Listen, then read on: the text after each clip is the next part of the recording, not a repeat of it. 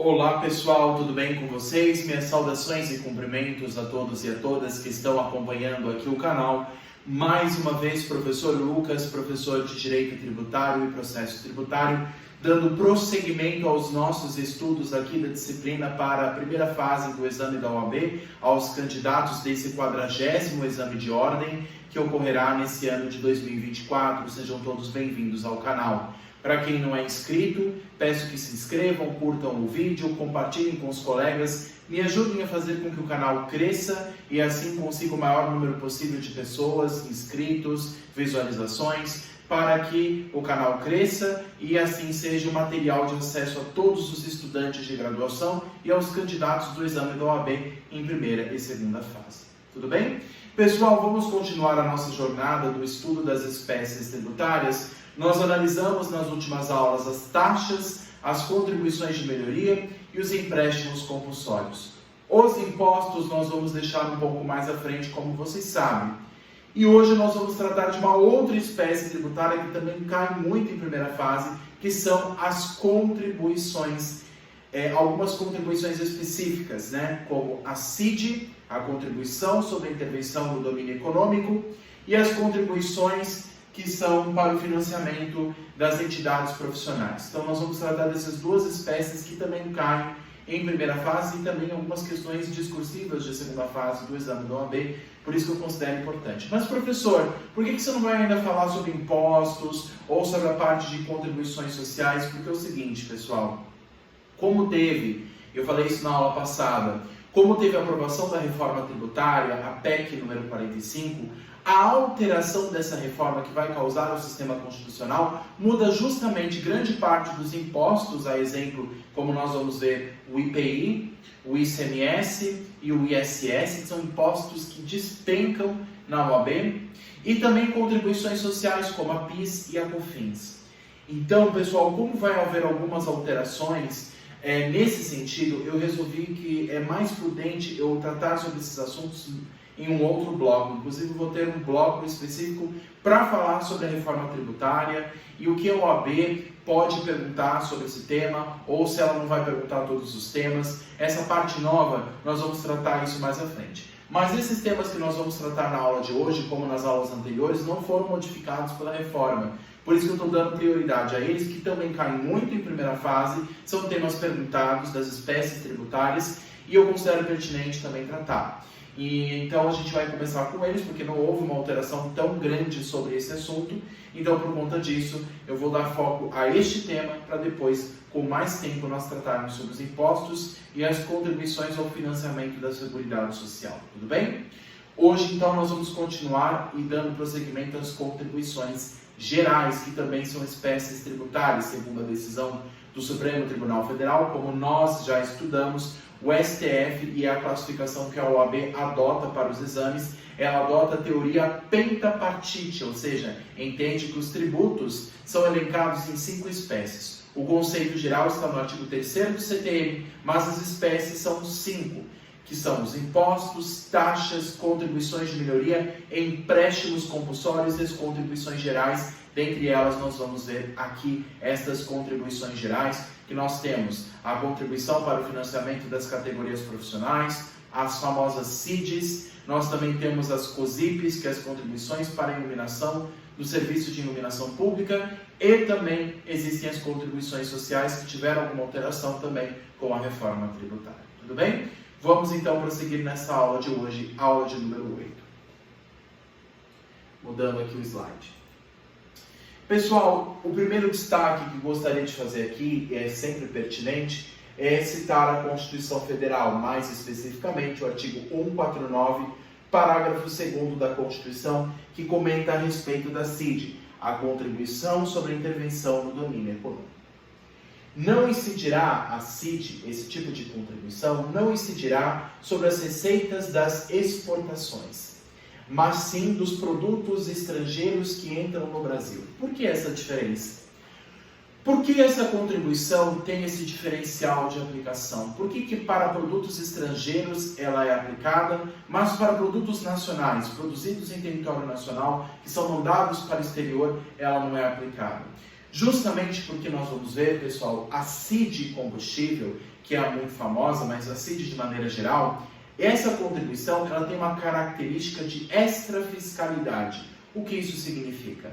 Ela tem como finalidade não meramente de arrecadação. Quando a União arrecada a CID, esse tipo de contribuição, a União não visa apenas arrecadar os cofres públicos, mas principalmente regular as atividades econômicas, inclusive estimulando o mercado interno, isentando da cobrança de CID para os produtos brasileiros que vão para o exterior, mas cobrando de produtos estrangeiros que entram no país, como uma forma também de proteger o mercado interno e fazendo com que o produto estrangeiro que entra aqui fique mais caro, menos acessível. Então o objetivo é essa diferenciação que se faz aplicando a CID para produtos estrangeiros e isentando para produtos nacionais. Essa diferenciação se dá pela característica extrafiscal da CID, estimulando o mercado interno e protegendo esse mercado contra a interferência externa. Por isso que existe essa diferença de aplicação. E ela terá as suas alíquotas ad valorem ou específicas. E essas alíquotas serão alteradas pelo Poder Executivo Federal. Então elas poderão ser alteradas pelo ato do Presidente da República, já que a CID ela é uma contribuição federal. A CID, pessoal, o nome já diz bem claro, contribuição sobre a intervenção no domínio econômico. Existem determinados setores econômicos que o governo federal tem interesse. Dentre eles, e o que a Constituição destaca, é o mercado de petróleo, gás natural, os seus derivados, também a produção de combustível à base de álcool, como o etanol. Então, essa parte de combustíveis é um setor que a União tem grande interesse de atuação. Por isso que ela aplica a CID, essa contribuição que regula esse determinado setor econômico, o setor petrolífero e de seus derivados, o setor de combustíveis em geral. E aí se aplica a famosa CID, não apenas para arrecadação, mas principalmente para a regulação desse mercado, desse setor econômico, estimulando, como eu falei, o setor nacional e protegendo a produção interna do produto estrangeiro que chega aqui. Tudo bem? Essa é a característica geral, por isso que ela é a intervenção no domínio econômico. É claro, pessoal, que essa intervenção tem um limite. A Constituição Federal estabelece um limite que nós depois vamos ver, que se chama limite constitucional ao poder de tributação. O que é esse limite ao poder de tributação? O ente público, no caso a União, não pode tributar o quanto que ela quiser. Ela tem que estabelecer, ela tem que respeitar um limite mínimo estabelecido pelo texto constitucional. As alíquotas devem ser específicas, deve-se respeitar o limite na base de cálculo, ou seja, a produção desse valor, da cobrança dessa CID, deve respeitar um limite específico já previsto no texto constitucional. Então é necessário que a União, ao cobrar esse tributo, não gere uma confiscação, ou seja, uma apropriação excessiva de um bem privado. A União não pode usar este tributo, assim como nenhum outro tributo, para confiscar excessivamente o bem de um particular, do contribuinte. A União deve respeitar o limite já estabelecido pela Constituição, e esse limite nós chamamos de limitação ao poder constitucional de tributação. Tá bom? Esses são aspectos gerais da CID que é importante considerar aqui de início. Outra questão, como já falei aí para vocês, é a característica de extrafiscalidade, que tem como finalidade maior a intervenção no domínio econômico. É claro que a garantia do livre mercado, da livre concorrência, é um direito constitucional. Inclusive existe um dispositivo na Constituição que fala sobre a ordem econômica. E essa ordem econômica prevista na Constituição deve respeitar a livre iniciativa do mercado, a competição de empresas privadas aqui no país. Só que, claro, que a União pode intervir em determinados setores mais sensíveis, por isso que é de intervenção no domínio econômico. Só que essa intervenção não pode ser absoluta, porque deve-se garantir uma economia aberta, fluida, liberal, para que o mercado possa funcionar segundo o que a Constituição já prevê. Tem arrecadação vinculada e destinação específica.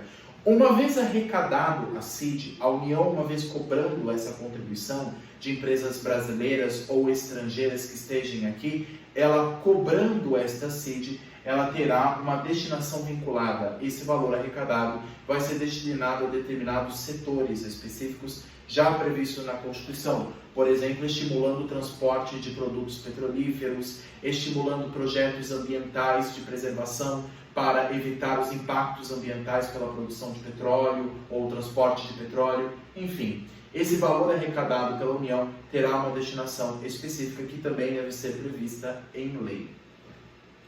E ela pode ser instituída por lei ordinária ou a sua alíquota pode ser alterada, claro, por medida provisória federal. A lei ordinária federal vai estabelecer o que a gente chama de regra matriz de incidência. Essa regra matriz de incidência nada mais é do que a regra quantitativa, qualitativa, como que vai ser esse tributo, quanto que ele vai ser cobrado, sobre quem ele vai ser cobrado, em que tempo vai ser cobrado, ou seja, os critérios, as regras gerais de tributação desse tipo de contribuição. É a lei que vai estabelecer, no caso, a lei ordinária federal. Mas as alíquotas podem ser alteradas por mero ato do Poder Executivo, por medida provisória, justamente para regular o valor dessa CID, adaptando ele ao mercado. Nós sabemos que o valor do petróleo, do barril de petróleo, pode variar conforme, por exemplo, a cotação do dólar, pode ser para mais ou para menos, em virtude também de situações externas, por exemplo, de uma guerra que possa acontecer. Me lembro que uma vez, quando teve a guerra no Oriente Médio, se não me engano, a Guerra dos 6 Dias, em Israel e outros países vizinhos, naquela época, se não me engano, foi nos anos 80, mais ou menos por aí, 70, 80, nessa época houve um desequilíbrio no mercado internacional, mercado de petróleo, e por conta disso o Brasil também teve que se adaptar. E por conta disso ele institui uma CID, mas ele pode regular a alíquota dessa CID por mero ato do presidente da República, no caso por uma medida provisória, em virtude também da sua natureza extrafiscal. Assim como nós vamos ver mais à frente com relação aos impostos extrafiscais, que são federais, como imposto de importação, imposto de exportação, essas alíquotas desses impostos também podem ser alteradas por mero ato do Poder Executivo, sem necessitar de uma lei aprovada pelo Congresso Nacional. Os aspectos gerais, claro, vão ser tratados por lei ordinária, mas as alíquotas podem ser alteradas por medida provisória a fim de ajustar esta CID, o valor da CID, acompanhando a dinâmica de mercado, da produção de petróleo, da disposição do produto em território nacional, a quantidade de produção, a demanda para essa produção, a depender dos fatores que são fluidos no mercado, a CID pode ser adaptada, o valor dela, por meio da alteração de alíquotas por ato do Poder Executivo Federal. Tudo bem? Continuando aqui, outros pontos a serem considerados. Ela também tem previsão no artigo 177 da Constituição Federal, e ela incidirá, como eu falei para vocês, sobre a importação ou comercialização de petróleo, de produtos que vêm do exterior, e seus derivados de gás natural também, e derivados de álcool, como o etanol. Então, produtos da área petrolífera que chegam em território nacional, por exemplo, o Brasil importa petróleo dos países árabes e chega aqui em território. Uma vez chegado em território para ser refinado aqui, inclusive, ele vai sofrer a incidência de CID. Mas a produção de petróleo nacional para uso interno não sofrerá essa incidência. É apenas sobre a importação e comercialização de petróleo e produtos derivados que venham do exterior. O Brasil também, por exemplo, importa gás natural da Bolívia, país vizinho, e isso também faz com que se cobre a CID sobre a extração de gás natural de outra nação. As alíquotas podem ser diferenciadas por produto ou uso também.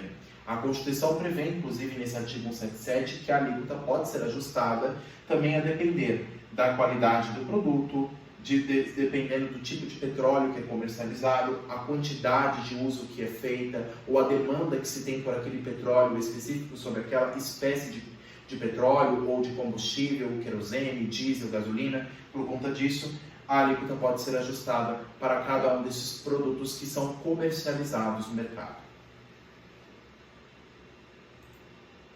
E uma outra questão importante, pessoal, o valor da CID, a contribuição sobre a intervenção no domínio econômico, será arrecadado para o pagamento do preço de transporte dos derivados de petróleo, bem como de projetos ambientais ligados à área petrolífera. Então, a destinação será vinculada, específica, como nós já analisamos. Uma vez a União arrecadando a CID de combustível, ela vai destinar esse valor arrecadado para determinados setores específicos, inclusive na área ambiental, como eu falei para vocês, para a preservação da área ambiental, porque nós sabemos que a produção de petróleo gera um impacto ambiental muito forte. Então, para haver uma reversão desse impacto ou para prevenir danos ambientais, ela vai destinar esse recurso para projetos ambientais de prevenção, de preservação da vida nos oceanos, nas florestas, enfim, em geral, para que não haja impacto nesta área ambiental, tudo bem? Então, o valor arrecadado da CID terá uma destinação específica. Por isso que eu falei para vocês que a CID ela não serve para uma destinação geral, ela é um tributo vinculado, tem uma arrecadação específica, uma finalidade específica. Essa natureza de vinculação nós percebemos nas taxas, nas contribuições de melhoria, algo que não ocorre, por exemplo, nos impostos. Uma vez que o imposto é arrecadado, ele é destinado de maneira geral aos cofres públicos, para depois esse valor ser destinado a diversos setores, educação, saúde, segurança pública e dentre outros. Mas tributos como a CID têm destinação específica e não geral. Tudo bem? Fechando esse tópico da CID, pessoal, nós vamos para um outro tipo de contribuição que também é cobrado em segunda fase, em primeira e segunda fase, que são as contribuições corporativas, que nada mais são do que aquelas contribuições que financiam os sistemas profissionais, os órgãos de classe, como o CREA, que é o órgão de classe dos engenheiros, o CRM, o Conselho Regional de Medicina, o CRQ, Conselho Regional de Químicos, o CRC, Conselho Regional de Contabilidade, e assim por diante. Toda a área profissional tem um conselho que o representa, no âmbito regional e no âmbito federal. Professor, e o caso dos advogados? O exame, no caso, a OAB, a anuidade da OAB. E essa é uma questão interessante que já foi cobrada, inclusive, até mesmo em outras áreas. Mas na área tributária também já foi perguntado. A natureza jurídica da anuidade da OAB. Será que ela é um tributo também? O Supremo Tribunal Federal, pessoal, entende que a OAB é um ente sui generis. É um ente específico, singular, que não tem a mesma natureza que existem os outros conselhos profissionais. E, em virtude disso, a anuidade cobrada pela OAB não é tributo e, portanto, inclusive não pode ser nem objeto de uma execução fiscal ou de uma cobrança específica do fisco. Ela não é tributo, ela não pode ser, inclusive, ser objeto de ação fiscal. Se um advogado está devendo a anuidade para a OAB, ele deve pagar e acertar isso na esfera civil, na esfera privada. Já não envolve a esfera pública. Agora, as anuidades dos outros conselhos profissionais, sim. Aí já é um tributo que deve ser cobrado. São contribuições para o financiamento das categorias profissionais e ou econômicas também.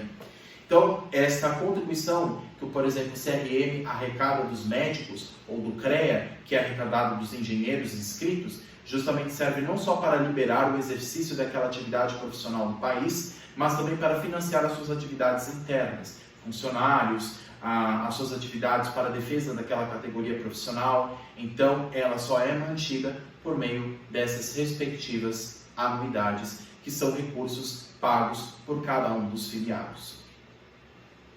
Outras questões importantes sobre esse tipo de contribuição é que as contribuições corporativas são tributos parafiscais, tendo como base o artigo 7º do CTN, exercendo em nome da União a capacidade tributária ativa. Lembrando, essas contribuições são federais, a competência primeira é da União. Só a União é um ente político. Esses conselhos regionais são órgãos públicos, mas não são a União. São pessoas jurídicas de direito público, mas separados da União. Mas eles exercem em nome da União a capacidade tributária ativa, ou seja, a arrecadação e fiscalização destas anuidades, dessas contribuições. A competência da União, mas a União ela delega o quê? A capacidade tributária ativa para que, em nome dela, esses conselhos profissionais possam cobrar os tributos, essas contribuições dos seus respectivos filiados, junto também com as obrigações acessórias. Então, lembrando que esses conselhos regionais exercem a capacidade tributária ativa. E uma vez arrecadando essa anuidade, inclusive com permissão constitucional, esse valor vai ficar para cada um dos conselhos, não vai para a União. Embora o tributo seja por excelência federal, de competência da União, esses entes privados, esses entes públicos, que não é a União, esses entes profissionais, CREA, CRM, CRQ, vão arrecadar esses valores e destinar para o seu cofre interno, para o seu autossustento. e não será destinado ao cofre geral da União, tudo bem? E as contribuições sindicais, pessoal, de confederações, só é exigível para filiados. Existe uma súmula vinculante muito interessante também, que, então, como eu falei, essas contribuições para fiscais não é só para conselhos profissionais, mas para setores econômicos, para representatividade em determinados setores, como são os sindicatos. As contribuições sindicais, elas têm previsão, inclusive, na súmula vinculante 40 do Supremo Tribunal Federal, que disse que essas contribuições para financiar confederações, ou seja, sistemas macro-sindicais, essas contribuições só são devidas para aqueles que são filiados a esse sindicato. Aqueles que não são filiados não precisam pagar esse tipo de contribuição. Portanto, não existe caráter de compulsoriedade, de obrigatoriedade. E isso desclassifica esses tipos de contribuições como tributo propriamente dito. Porque, como nós vimos no artigo 3º do CTN, para ser tributo, tem que ter o caráter de compulsoriedade, de obrigatoriedade, para ser pago, para ser adimplido pelo contribuinte. Se não houver essa obrigatoriedade, não pode ser tributo. Tudo bem? Isso quem reforça, e vale a pena vocês lerem, é a súmula vinculante 40 do Supremo Tribunal Federal. Tudo bem, pessoal? Essa foi uma aula a respeito de duas espécies de contribuições, a CID e também esqueci o nome, as contribuições para os sistemas profissionais, as contribuições que têm natureza parafiscal. E, pessoal, a COSIP, que é importante a gente lembrar de maneira geral, ela não é a mesma coisa do que taxa. A contribuição para o serviço de iluminação pública, ela basicamente serve para financiar os serviços gerais de iluminação pública, de praças, de rodovias, de áreas abertas. E como é um serviço multi-universo, como inclusive nós já tratamos em aulas anteriores, como é um serviço multi-universo, ou seja, prestado a todos, não dá para saber quem usufruiu ou não. A taxa não. A taxa é para serviços específicos e divisíveis, multi-singular. Portanto, não existe taxa de iluminação pública, até o STF decretou isso como inconstitucional. Iluminação pública não é financiada por taxa, apenas por COSIP, contribuição sobre a iluminação pública, que é de competência dos municípios e os municípios que cobram de todos os habitantes para poder, inclusive, financiar a iluminação de regiões, de praças públicas, de rodovias e assim por diante. Tudo bem? Pessoal, espero que a aula tenha ficado clara a respeito dessas espécies de contribuições como eu citei aqui, mas nós vamos ter outras aulas, inclusive para falar com mais calma sobre as contribuições sociais que financiam o sistema da Seguridade Social. Mas como houve alteração por meio da reforma tributária, isso vai levar um pouco mais de tempo e a gente vai tratar aqui aos poucos em cada bloco de aula, tudo bem?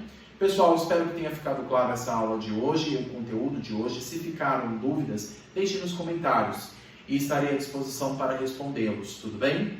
E também, se vocês tiverem alguma sugestão para melhorar as filmagens do canal, deixem aqui também, estarei à disposição de vocês para ouvi-los. E por fim, quem quiser o material não só dos slides dessa aula, mas das aulas anteriores, me passe o e-mail de vocês aqui embaixo, que eu compartilho esse material e das outras aulas por e-mail, tudo bem? Um abraço, pessoal, bons estudos, boa preparação, tenham foco, perseverança, claro, com calma, estudem todos os dias e assim, ao estudar todos os dias, vocês vão estar se preparando para gabaritar as 5 questões em primeira fase desse 40º exame de ordem da OAB em Direito Tributário, tudo bem? Bons estudos a todos, pessoal, se precisar, só chamar. Um abraço, até a próxima, tchau, tchau!